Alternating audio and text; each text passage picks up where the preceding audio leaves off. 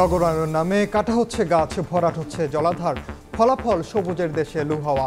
গত বছর সবচেয়ে কম বৃষ্টি রাজশাহীতে, নির্বিচারে ভূগর্ভস্থ পানি ব্যবহারে বেড়েছে সংকট। প্রথম দফার উপজেলা নির্বাচনে ২০ জনের বেশি মন্ত্রী এমপির স্বজন ভোটের মাঠে, বিনা বাধায় জয়ের পথে ৭ জন। দলীয় সিদ্ধান্ত না মানলে ব্যবস্থা, হুঁশিয়ারি ওবায়দুল কাদেরের। মিয়ানমারে কারাভোগ শেষে ফিরলেন ১৭৩ বাংলাদেশি, আবেগ আপ্লুত স্বজনরা। সংঘাতের মুখে পালিয়ে আশ্রয় নেওয়া জান্তা সেনা ও বিজেপির ২৮৫ সদস্য ফিরবেন কাল।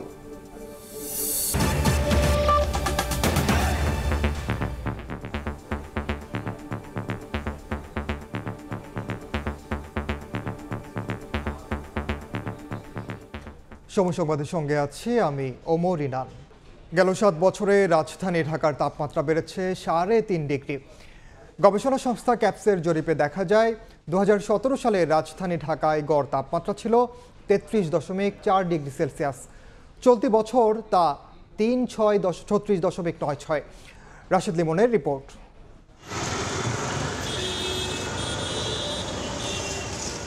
এই দাবদাহের মধ্যেই কথিত তিলোত্তমা ঢাকায় কাটা হয়েছে আরও একটি গাছ, যেন নগরের শীতলতার কফিনে পড়ল আরও একটি পেরেক।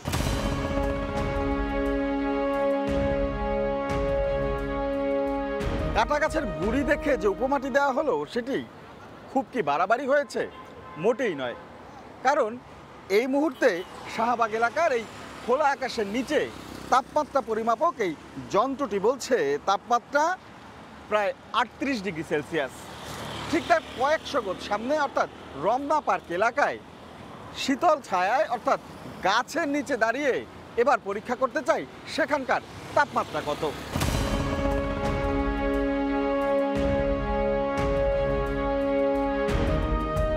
এখানে এসে তাপমাত্রা দেখাচ্ছে ৩৫ থেকে ৩৬-এর মাঝামাঝি, অর্থাৎ সবুজায়নের সমীকরণটা মিলে যাচ্ছে খাপে খাপ।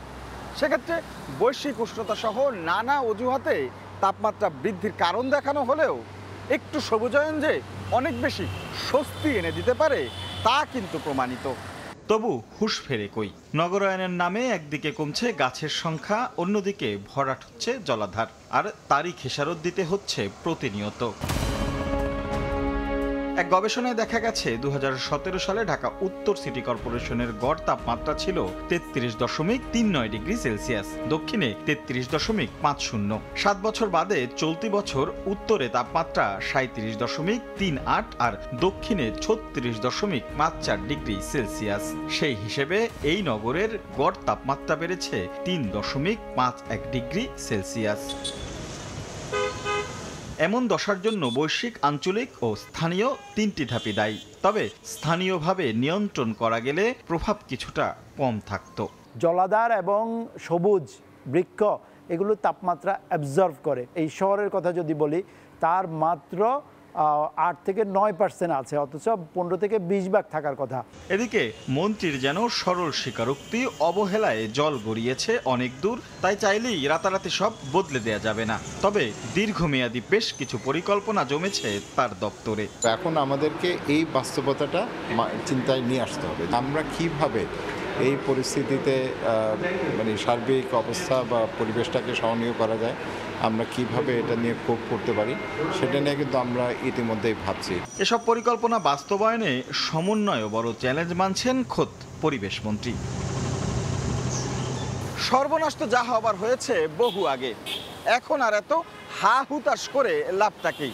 দেয়ালে যখন পিঠ ঠেকেছে তখন এগুতে হবে সামনের দিকেই। তাই তো পরিবেশবিদরা বলছেন কর্তৃপক্ষ শক্ত হাতে এখনই পদক্ষেপ না নিলে হয়তো আরও চড়া মূল্য দিতে হবে এই নগরবাসীকে। রাশেদ লিমন, সময় সংবাদ, ঢাকা। এদিকে তীব্র তাপপ্রবাহ থেকে মুক্তি পেতে আজও দেশের বিভিন্ন স্থানে বৃষ্টির জন্য ইস্তিসকার নামাজ আদায় করেছেন মুসল্লিরা। নামাজ শেষে বিশেষ মোনাজাত করেন সবাই। বৃষ্টির জন্য হাহাকার মানুষের, আল্লাহর দরবারে ২ হাত তুলে অশ্রুসিক্ত নয়নে তাই বৃষ্টির দোয়া।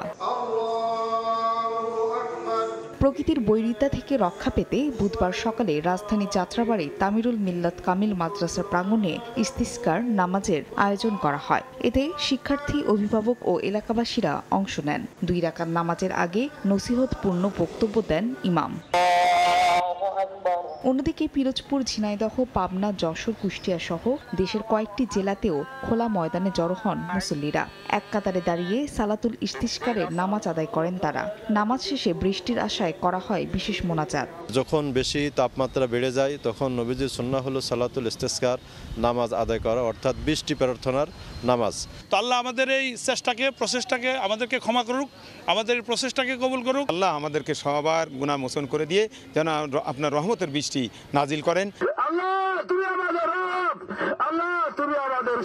মোনাজাতে মুসল্লিরা আবেগে আপ্লুত হয়ে তওবা ও ক্ষমা প্রার্থনা করেন। অসহনীয় এই পরিস্থিতি থেকে পরিত্রাণ সহ দেশ ও জাতির কল্যাণ প্রার্থনাও করা হয়। ফারিয়া ফারজানা, সময় সংবাদ। গরমে রীতিমতো ধুম পড়েছে এসির বাজারে। নগদ টাকা দিয়েও মিলছে না পণ্য। যাদের সাধ্য নেই এসি কেনার, তারা ঝুঁকছেন রিচার্জেবল ফ্যানের দিকে।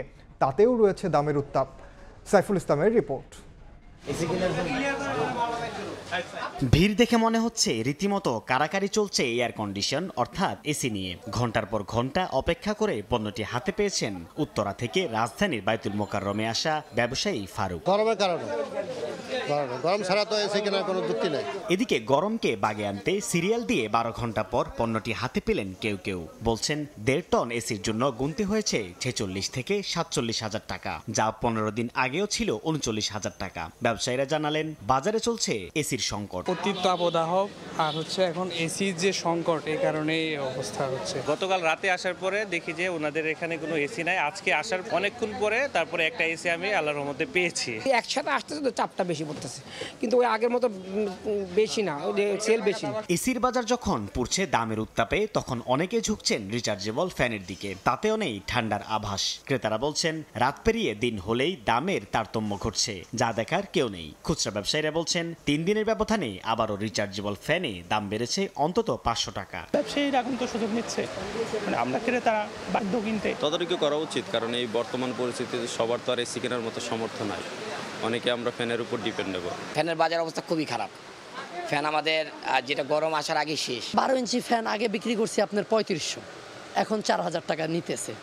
আর 16 ইঞ্চি ফ্যান আগে বিক্রি করছি 4500, এখন বিক্রি করতেছি 5000, 5500। আমদানিকারকদের গতানুগতিক অজুহাত, ডলারের অতিরিক্ত দাম আর পণ্য আসার পর বাড়তির ভ্যাটেই এর জন্য দায়ী। যখন আমরা এলসি করি তখন আমরা 128 টাকা কিনে বাংলাদেশ ব্যাংকে আমরা দিছি।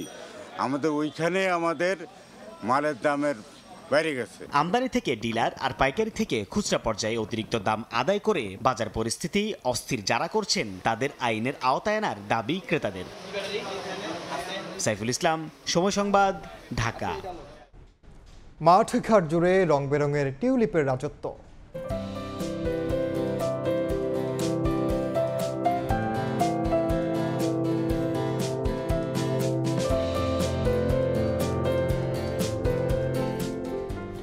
নেদারল্যান্ডসের টিউলিপ বাগান নিয়ে রিপোর্ট থাকছে সংবাদের শেষাংশে। থাইল্যান্ডের প্রধানমন্ত্রী শ্রেথা থাভিসিনের আমন্ত্রণে 6 দিনের সরকারি সফরে ব্যাংককে পৌঁছেছেন প্রধানমন্ত্রী শেখ হাসিনা। স্থানীয় সময় দুপুর 1:08 ব্যাংককের ডন মুয়াং আন্তর্জাতিক বিমানবন্দরে পৌঁছায় প্রধানমন্ত্রী ও তার সফর সঙ্গীদের বহনকারী বিমান বাংলাদেশ এয়ারলাইন্সের ফ্লাইট। এ সময় সরকার প্রধানকে ফুলের শুভেচ্ছা ও লাল গালিচা অভ্যর্থনা জানান থাই সরকারের প্রতিনিধিরা। এর আগে সকাল 10:15টার দিকে ব্যাংককের উদ্দেশ্যে হজরত শাহজালাল আন্তর্জাতিক বিমানবন্দর ছাড়েন প্রধানমন্ত্রী। 6 দিনের এ সফরে থাইল্যান্ডের প্রধানমন্ত্রী শ্রেথা থাভিসিনের সঙ্গে দ্বিপাক্ষিক বৈঠক করবেন শেখ হাসিনা। এছাড়া বৃহস্পতিবার জাতিসংঘের এশিয়া ও প্রশান্ত মহাসাগরীয় অঞ্চলের অর্থনৈতিক ও সামাজিক কমিশন ইউএনএসকেপের 80তম অধিবেশনে প্রধানমন্ত্রীর বক্তব্য রাখার কথা রয়েছে।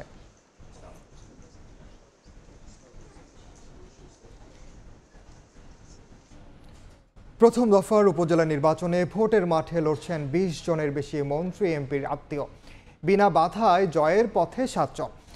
এদিকে আওয়ামী লীগ সাধারণ সম্পাদক ওবায়দুল কাদের আবারও হুঁশিয়ারি দিয়ে বলেছেন, দলীয় সিদ্ধান্তের বাইরে গেলেই নেওয়া হবে ব্যবস্থা। জাতীয় নির্বাচনে রেশ কাটতে দরজায় কড়া নাড়ছে উপজেলা নির্বাচন। আসছে 4 ধাপের উপজেলা নির্বাচন অবাধ সুষ্ঠু করতে দলীয় প্রতীক না দেওয়ার সিদ্ধান্তের পাশাপাশি নিজেদের মন্ত্রী এমপির স্বজনদের নির্বাচন থেকে সরে যাবার আহ্বান জানিয়েছে বাংলাদেশ আওয়ামী লীগ।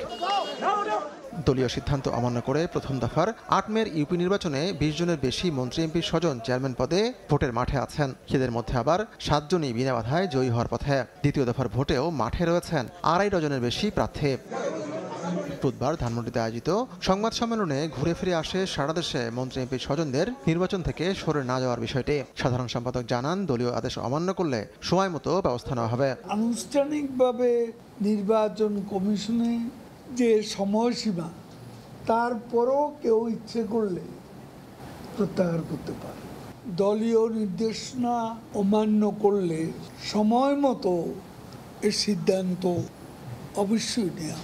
৭ জানুয়ারি নির্বাচনের আগে রাজধানীতে বটেই সারা দেশে একই দিন একই সময়ে দুদলই একাধিক কর্মসূচি পালন করে। নির্বাচনের পরও কি বিএনপির কর্মসূচির দিনে কর্মসূচি করবে আওয়ামী লীগ? এমন প্রশ্নের উত্তরে সাধারণ সম্পাদক বলেন, দুদল একই দিন কর্মসূচি করলেই সংঘাত হবে এমন ধারণা ভুল। তবে বিএনপি যাতে নাশকতা করতে না পারে সেজন্য ভবিষ্যতেও বিএনপির কর্মসূচির দিনে মাঠে থাকবে আওয়ামী লীগ। আমরা কোনো বাধা দিয়েছি? আমাদের সমাবেশ আমরা করছি, তাদের সমাবেশ তারা করেছে। নির্বাচনের আগের দৃশ্যপট হচ্ছে এটা। জনগণের স্বার্থে আমাদেরও কর্মসূচি থাকা প্রয়োজন মনে করি। একই দিন আওয়ামী লীগের যুগ্ম সাধারণ সম্পাদক বাহাউদ্দিন নাসিম বলেছেন, দেশের শান্তি বিঘ্নিত করার চেষ্টা মেনে নেওয়া হবে না। আমরা কোনো ছাড় দেব না। কোনোভাবেই কর্মসূচির নামে ২৮ অক্টোবরের মতো সংঘাত করতে দেওয়া হবে না বলেও হুঁশিয়ারি উচ্চারণ করেন আওয়ামী লীগ নেতারা। হাতিকুর রহমান তামাল, সময় সংবাদ, ঢাকা। দেশের জনগণের প্রতি সরকারের কোনো দরদ নেই বলে মন্তব্য করেছেন বিএনপি নেতারা। দুপুরে সুপ্রিম কোর্টের মাচার গেটে জাতীয়তাবাদী আইনজীবী ফোরামের উদ্যোগে খাবার স্যালাইন ও পানি বিতরণ কর্মসূচিতে কথা বলেন তারা। বিএনপি ভাইস চেয়ারম্যান নিতাই রায়চৌধুরী বলেন, ফারাক্কা, টিপাইমুখ বাঁধ সহ নানা পদক্ষেপে বাংলাদেশকে মরুভূমি বানাতে চায় ভারত, অথচ সরকারের কোনো ভ্রুক্ষেপ নেই। ফোরামের মহাসচিব ও বিএনপি আইন সম্পাদক ব্যারিস্টার কায়সার কামাল বলেন, সরকার দেশে বনায়নের উদ্যোগ না নিয়ে উন্নয়নের নামে গাছ কেটে পরিবেশকে বিপদে ফেলছে। ফারাক্কা বাঁধ যে ফলশ্রুতি আমরা ভোগ করছি, টিপাইমুখ বাঁধ সহ পাশের রাষ্ট্র আমাদেরকে মরুভূমিতে পরিণত করতে যাচ্ছে। সরকার জলবায়ুকে নিয়ন্ত্রণ করার জন্য, সহনীয় করার জন্য কোনো কিছুই করছে না, উপরন্ত নগরায়নের নামে বৃক্ষরাজিকে ধ্বংস করছে। চট্টগ্রাম থেকে কক্সবাজারগামী ঈদ স্পেশাল ৯ ট্রেনের ৩টি বগি লাইনচ্যুত হয়েছে। এতে হতাহতের ঘটনা না ঘটলেও লোকোমোটিভ মাস্টারদের দাবি, স্টেশন মাস্টারের গাফিলতিতে গেট পয়েন্ট খোলা রাখায় এ দুর্ঘটনা ঘটে। তবে কক্সবাজার চট্টগ্রাম রুটে একটি লাইন বন্ধ থাকলেও অপর লাইন দিয়ে স্বাভাবিক রয়েছে রেল চলাচল। চট্টগ্রাম থেকে কক্সবাজার যাওয়ার পথে দুর্ঘটনার কবলে পড়ে ঈদ স্পেশাল ৯ ট্রেন। দুলহাজারা এলাকায় পৌঁছালে ট্রেনটির ইঞ্জিন সহ ৩টি বগি লাইনচ্যুত হয়। রেল লাইনের কাটা পয়েন্ট, যা ট্রেন চলাচলের সময় বন্ধ থাকে, কিন্তু ঈদ স্পেশাল ট্রেন যাওয়ার সময় কাটা পয়েন্টটি খোলা ছিল, যার কারণে এই দুর্ঘটনা, জানিয়েছেন ট্রেনের চালকরা। স্টেশন মাস্টারের গাফিলতিকে দুষছেন তারা। ট্যাপ পয়েন্ট ওপেন রেখে আমাকে লাইন ক্লিয়ার দিছে, পয়েন্টসম্যানও ছিল, এরা কেউ খেয়াল করে নাই। আমি খেয়াল করছি, ব্রেক লাগাই দিছি, ব্রেক লাগাই দেওয়ার কারণে তারপর আমার কতটুকু আইসা ইঞ্জিন ড্রেল হয়ে গেছে। স্টেশন মাস্টার ভুল তো অবশ্যই আছে। আমাদের ইঞ্জিনটা মূলত উল্টো ইঞ্জিন হওয়ার কারণে আসলে সামনে পয়েন্টটা আমরা ভালোভাবে দূর থেকে দেখতে পাইনি। ট্রেনটির লাইনচ্যুত হতেই বিকট শব্দ হয়। এ সময় আতঙ্কিত হয়ে পড়েন যাত্রীরা। পরে স্থানীয়রা ছুটে এসে তাদের নামাতে সহযোগিতা করেন। একটা আওয়াজ হয়েছে, যাত্রী উড়াই লামি গেছে। হঠাৎ মাঝে ভিড় তোকে চাকা লামি গেছে, যাত্রী যারা ছিল তারা ক্যাচ কাছে চিল্লাই উঠছে। এদিকে দুর্ঘটনার পরপরই ঘটনাস্থল পরিদর্শন করেন জেলা ও রেলওয়ে পুলিশ। দুর্ঘটনার সঙ্গে কেউ জড়িত থাকলে ব্যবস্থা নেয়ার আশ্বাস বিভাগীয় রেলওয়ে ম্যানেজারের। এখানে লোকো মাস্টার, স্টেশন মাস্টার সহ গার্ড আছে, সংশ্লিষ্ট সবার আমরা সাক্ষ্য নিব, জবানবন্দি নিব, তারপরে আমরা তদন্ত করে আপনাকে জানিয়ে দেব। ঈদ স্পেশাল ৯ ট্রেনটির ৬টি বগিতে ৪ শতাধিক যাত্রী ছিল। দুর্ঘটনা কবলিত হয়ে ঈদ স্পেশাল ট্রেনের ৩টি বগি লাইনচ্যুত হয়েছে, যার কারণে এ রেল লাইন দিয়ে ট্রেন চলাচল বন্ধ রয়েছে। তবে খোলা রয়েছে আরেকটি রেল লাইন, যেটি দিয়ে স্বাভাবিক রয়েছে ট্রেন চলাচল। সুজাউদ্দিন রুবেল, সময় সংবাদ, কক্সবাজার। 11 বছর আগে রানা প্লাজার ধ্বংসস্তূপে দাঁড়িয়েই বর্তমানে সবচেয়ে বেশি সবুজ কারখানার মালিক বাংলাদেশ। ক্ষতিগ্রস্তদের পাশে দাঁড়ানোর প্রতিশ্রুতি দিলেও কথা রাখেনি ইউরোপ আমেরিকার 12টি প্রতিষ্ঠান। পরিবেশ আর কর্মীর অধিকার সুরক্ষার মধ্য দিয়ে পণ্যের সঠিক দাম আদায়কেই আগামীর চ্যালেঞ্জ হিসেবে দেখছে বিজিএমইএ। কামরুল হাসান সবুজের রিপোর্ট। বাংলাদেশের গার্মেন্ট শিল্পের অনেকটা উন্নয়ন সাধিত হয়েছে, বিশেষত নিরাপদ কর্ম পরিবেশ। সারা বিশ্বের সবচেয়ে বেশি গ্রিন ফ্যাক্টরি এখন বাংলাদেশে আছে। দেশের পোশাক শিল্প আর অর্থনীতিতে এই পরিবর্তন উত্তরণের গতি এসেছিল ঠিক 11 বছর আগে 2013 সালের 24 এপ্রিল, যেদিন সকালে ধসে পড়েছিল সাভারের রানা প্লাজা। এর রেশ ধরেই মার্কিন বাজারে স্থগিত হয় জিএসপি সুবিধা। তবে ইউরোপ আমেরিকার ক্রেতাদের জোট অ্যাকর্ড অ্যালায়েন্সের চাপ আর পরামর্শে তৈরি পোশাকের বিশ্ববাজারে ঘুরে দাঁড়াতে শুরু করে মেড ইন বাংলাদেশ। রানা প্লাজার সেই ক্ষত শুকাতে শ্রমিকদের পাশে দাঁড়ানোর প্রতিশ্রুতি দিয়েছিল, কিন্তু কথা রাখেনি ইউরোপ আমেরিকার 12টি ক্রেতা প্রতিষ্ঠান। যদি অনতিবিলম্বে এই 12টা ব্র্যান্ড দুঃখ প্রকাশ করে এবং এই রানা প্লাজা ট্রাস্ট ফান্ডে যদি তারা ক্ষতিপূরণ প্রদান না করে, তাদেরকে আমরা কালো তালিকাভুক্ত করতে পারি। শিল্পের চালিকা শক্তি শ্রমিকদের দিনবদল আর বাজার প্রতিযোগিতায় টিকে থাকতে ক্রেতাদের কাছ থেকে উপযুক্ত মূল্য আদায়কেই বর্তমানে সবচেয়ে বড় চ্যালেঞ্জ হিসেবে দেখছে তৈরি পোশাক শিল্প মালিকদের শীর্ষ সংগঠন বিজিএমইএ। গ্রিন ফ্যাক্টরির কারণে আমাদের বিনিয়োগ অনেক বেড়ে গেছে। ক্রেতারা অদা করেছিল, বলেছিল যে আমাদের প্রাইস বাড়িয়ে দিবে। আমাদের ন্যায্য মূল্য পাওয়ার কথা সেভাবে আমরা পাচ্ছি না। প্রতিযোগিতামূলক বাজার ধরতে উজ্জ্বল ভাবমূর্তির ব্র্যান্ডিংয়ে রানা প্লাজা ধসে যাদের গাফিলতি রয়েছে, তাদের বিচার দ্রুত শেষ করার তাগিদ দিচ্ছেন অর্থনীতিবিদরা। পুরো ঘটনার জন্য যে বিচার, সেই বিচারের প্রক্রিয়াটা দীর্ঘায়িত হওয়া, বিলম্ব হওয়া, এই বিষয়টাও কিন্তু এটা উদ্বেগের বিষয়। কর্মপরিবেশ উন্নয়নে সময়ের দাবি আর উদ্যোক্তাদের দূরদর্শিতায় বাংলাদেশ এখন বিশ্বসেরা সহ সবচেয়ে বেশি পরিবেশ বান্ধব কারখানার মালিক, যার ধারে কাছেও নেই চীন, ভিয়েতনাম সহ প্রতিযোগী অন্যান্য দেশ। কামরুল হাসান সবুজ, সময় সংবাদ, ঢাকা। আবারও গরমের খবর। তীব্র গরমে হাঁপিয়ে উঠেছে নারায়ণগঞ্জের বাসিন্দারা। রাস্তাঘাট ঠান্ডা রাখার পাশাপাশি তাপমাত্রার আর্দ্রতা নিয়ন্ত্রণে নগরীতে প্রথমবারের মতো করা হচ্ছে ওয়াটার স্প্রে। এতে কিছুটা হলেও স্বস্তি মিলবে নগরবাসীর। তীব্র গরমে আগুন ঝরছে বাতাসে, তাই তো পরিবেশ ঠান্ডা করতে করা হচ্ছে ওয়াটার স্প্রে।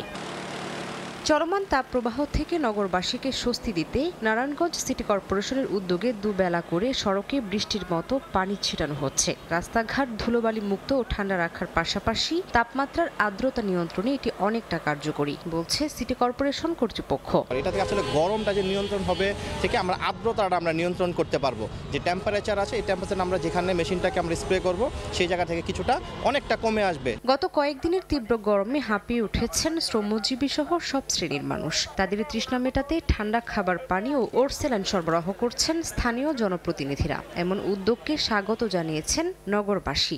এই গরমের বিদায় এই বৃষ্টির মতো ভাব খুব ভালো লাগলো। চাষারের মোড়ে শহীদ মিনারে টিম খুরশেদ ভাইরা আমাদের পানি বিতরণ করে খেলাইলো। রোদের মাঝে ঠান্ডা পানি খাইছি, অনেক ভালো লাগছে। তাপপ্রবাহ যতদিন অব্যাহত থাকবে, আমাদের সেবাও ইনশাল্লাহ চলতে থাকবে। চলমান তাপপ্রবাহে নারায়ণগঞ্জে এখন পর্যন্ত সর্বোচ্চ 40 ডিগ্রি সেলসিয়াস তাপমাত্রা রেকর্ড করা হয়। সময় সংবাদ, নারায়ণগঞ্জ। এদিকে তীব্র তাপপ্রবাহে ঝরে পড়ছে আম ও লিচুর গুটি। চরম দুশ্চিন্তায় আছেন বাগান মালিকরা। গুটি ঝরে পড়া রোধে বাগানে সেচ দেওয়ার পরামর্শ সংশ্লিষ্টদের। হাবিবুর রহমান পাপ্পুর তোলা ছবিতে সাইফুর রহমান রকির রিপোর্ট। নগরী রাজশাহী রোদে তপ্ত কড়াইয়ের মতো তেতে উঠছে পথঘাট। তাপমাত্রার পারদ 42 ডিগ্রি সেলসিয়াস ছুঁই ছুঁই করছে।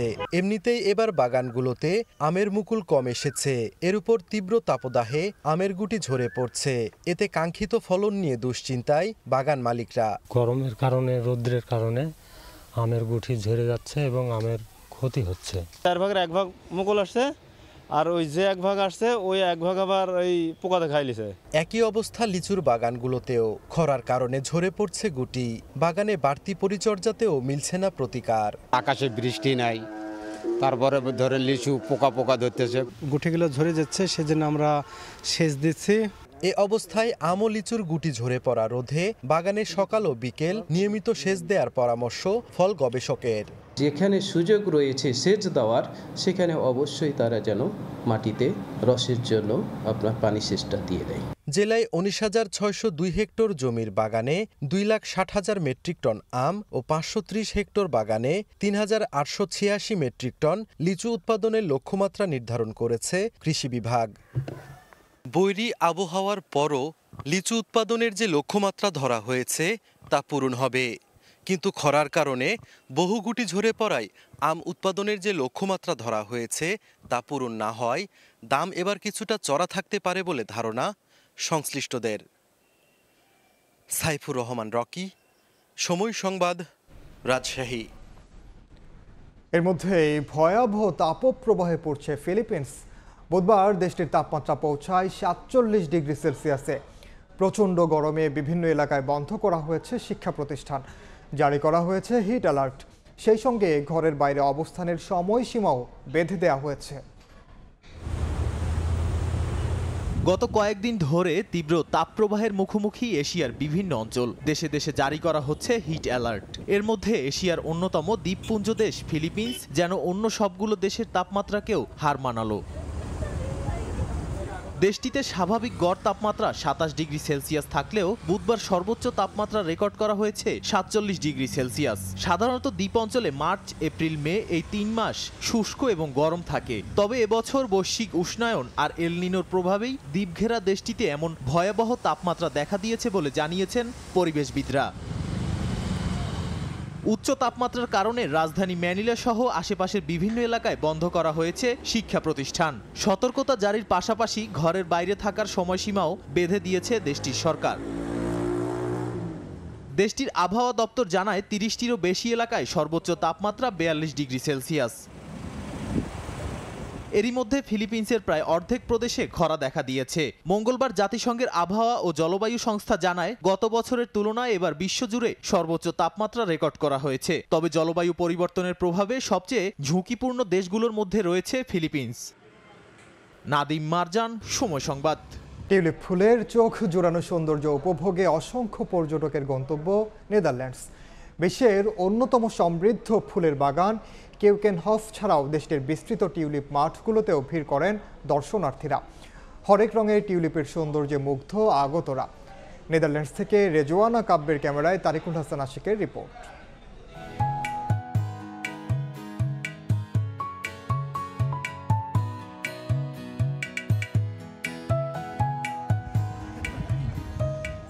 দৃষ্টি জুড়ে শুধুই মুগ্ধতা। মাইলের পর মাইল ভূমিতে ফুটে আছে নানা রঙের নানা জাতের টিউলিপ। বসন্তে নেদারল্যান্ডসের বিভিন্ন অঞ্চলের টিউলিপ মাঠের এমন অপরূপ সৌন্দর্যের টানে ঢল নেমেছে পর্যটকের। মোহনীয় এই দৃশ্য উপভোগের পাশাপাশি এই স্মৃতি সংরক্ষণেও কমতি নেই উৎসাহ উদ্দীপনার। চলছে নানা সাজে নানা ঢঙে ছবি তোলা। মাঠের সৌন্দর্য তো বটেই, ইউরোপের বাগান হিসেবে পরিচিত কেউকেনহফ মুখর অসংখ্য পর্যটকের পদচারণায়। ৮০ একর জায়গায় ফুটেছে প্রায় ১০০ প্রজাতির টিউলিপ। প্রতি বছর কেউকেনহফেই রোপণ করা হয় ৭০ লাখের বেশি চারা। টিউলিপের এত প্রজাতি বিশ্বের কোথাও দেখা যায় না বলে জানান বাগানটিতে ঘুরতে আসা পর্যটকরা। I think the Keukenhof is probably one of the most stunning flower displays I've ever seen. There's a lot of pensive thinking to go on here. You can look and stare at even these little beds here and you'll find and discover things that you didn't even notice. You can't just walk by them. The longer you stand here and think, the better. I would say it's very beautiful. It's colorful. I would say, yeah, it's much people there, but the flowers are wow. কেউকেনহফ ফুলের বাগানে শুধু টিউলিপই নয়, রয়েছে cherry, daffodil, lily সহ আরও অসংখ্য ফুলের সমারোহ। মার্চের মাঝামাঝি সময় থেকে মধ্য মে পর্যন্ত প্রতি বছর কমপক্ষে ১৫ লাখ পর্যটক কেউকেনহফ গার্ডেন ভ্রমণ করলেও এবছর এপ্রিলেই সে সংখ্যা ছাড়িয়ে যায় বলে জানান বাগান সংশ্লিষ্টরা। ইউরোপের বাগান নামে পরিচিত কেউকেনহফ বিশ্বের অন্যতম বড় বাগানগুলোর একটি। মার্চের মাঝামাঝি থেকে মের মাঝামাঝি সময় পর্যন্ত এটি যে রূপ ধারণ করে, এটিকে পৃথিবী বুকে এক টুকরো স্বর্গ বলতেও দ্বিধাবোধ করেন না পর্যটকরা। তাই সকাল থেকে সন্ধ্যা পুরোটা সময় জুড়ে পর্যটকদের পদচারণায় মুখর থাকে এই বাগানটি। তারিকুল হাসান আশিক, সময় সংবাদ, কেউকেনহফ, নেদারল্যান্ডস। এবার খেলার খবর। ক্যারিয়ার সেরা ফর্মে থেকে বিশ্বকাপ খেলতে না পারার কষ্ট এখনও তাড়িয়ে বেড়ায় ইবাদত হোসেনকে। তবে বছর খানেকের অপেক্ষা শেষে সিলেট এক্সপ্রেস মাঠে ফিরতে প্রস্তুত পাকিস্তান সিরিজের আগে। ইনজুরির প্রবণতা কমাতে অন্তত 7 থেকে 8 জন পেসারের গ্রুপ তৈরির পরামর্শ সিলেট এক্সপ্রেসের। সময় সংবাদের সঙ্গে একান্ত আলোচনা এসব কথা জানান ইবাদত। আজ দেখুন দ্বিতীয় পর্ব। এটা অনেক কষ্টের, আর আজকে প্রায় 8 মাস হলো আমার অপারেশন। তো অপারেশনের পরে থেকে রিহ্যাবিলিটেশন শেষ করে এখন স্ট্রেংথ পর্যায়ে আছি, যে আমার পায়ের যে স্ট্রেংথ যেটা আছে সেটা বিল্ড করার চেষ্টা করতেছি, আর মাসেল যেটা লুজ হয়েছে ওটা বিল্ড করার চেষ্টা করতেছি। ডিপিএল এর ম্যাচে আবাহনীর ডাগ আউটে এবাদত হোসেন, তাসকিন শরীফুলদের খেলতে দেখে নিশ্চয়ই কষ্টটা তীব্র হয় সিলেট এক্সপ্রেসের। এশিয়া কাপ, বিশ্বকাপ এবং এবারের টি-20 বিশ্বকাপ এবাদত খেলতে পারছেন না আরও একটি মেজর টুর্নামেন্ট। তবে অপেক্ষার প্রহর ফুরোচ্ছে মাঠে ফেরার দিনক্ষণ চূড়ান্ত এই ডানহাতি পেসারের। আমারও আপাতত এখন আর বড় কোনো ইভেন্ট নাই, সো তাড়াহুড়ো করতেছি না। আস্তে আস্তে এই সময়টা একটু বেশি নিচ্ছি, যাতে রি-ইনজুরি হওয়ার চান্সটা যাতে কমে আসে।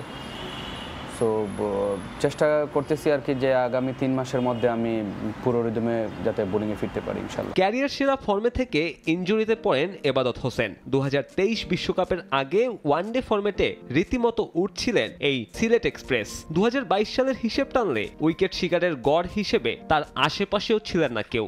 সবচেয়ে বড় জিনিস হচ্ছে ক্যাপ্টেন এবং টিম যখন মিস করে, এটা শুনতে পারাটা অনেকটা গর্বের, যে দল আমাকে মিস করতেছে বা ক্যাপ্টেন আমাকে মিস করতেছে। আমি নিজেও আসলে ওয়ার্ল্ড কাপটা খুবই মিস করেছি। এটা তো ইনজুরিটা তো সাডেনলি হয়ে গেল। দেশের পেস বিপ্লব নিয়ে নানান উচ্চবাচ্য থাকলেও এবাদতের ছিটকে যাওয়ায় মুদ্রার উল্টো পিঠ হয়েছে স্পষ্ট। তাসকিন শরীফুলদের ওপর টানা ম্যাচ খেলার ধকলে ভারত বিশ্বকাপে প্রভাব পড়েছে টিম পারফরমেন্সে। রোটেশন ওয়াইজ সবাই সুস্থ থাকতো, রিকভারি টাইম পাইতো। 7-8 জন থাকলে তখন রোটেট করে খেলা যায়। Best of luck for your thanks so much. কথা বলছিলাম সিলেট এক্সপ্রেস খ্যাত এবাদত হোসেনের সাথে, যিনি কিনা ইনজুরির জন্য এই মুহূর্তে মাঠের বাইরে থাকলেও মাঠে ফেরার জন্য নিজের সর্বোচ্চ চেষ্টা চালিয়ে যাচ্ছেন। মিরপুর হোম অফ ক্রিকেট থেকে সাব্বির মিথুন, সময় সংবাদ, ঢাকা। এ পর্যায়ে শীর্ষ সংবাদগুলো জানিয়ে দিচ্ছি আরেকবার। নগরায়নের নামে কাটা হচ্ছে গাছ, ভরাট হচ্ছে জলাধার, ফলাফল সবুজের দেশে লু হাওয়া।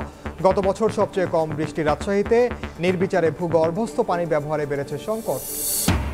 প্রথম দফার উপজেলা নির্বাচনে 20 জনের বেশি মন্ত্রী এমপির স্বজন ভোটের মাঠে বিনা বাধায় জয়ের পথে 7 জন। দলীয় সিদ্ধান্ত না মানলে ব্যবস্থা, হুঁশিয়ারি ওবায়দুল কাদেরের। এই ছিল সময় সংবাদে। বাংলার সময় সঙ্গে থাকবেন সহকর্মী ছোয়া খন্দকার। ধন্যবাদ ইনান। বাংলার সময় নিয়ে ফিরছে কিছুক্ষণ পর, সঙ্গে থাকুন সময়ের।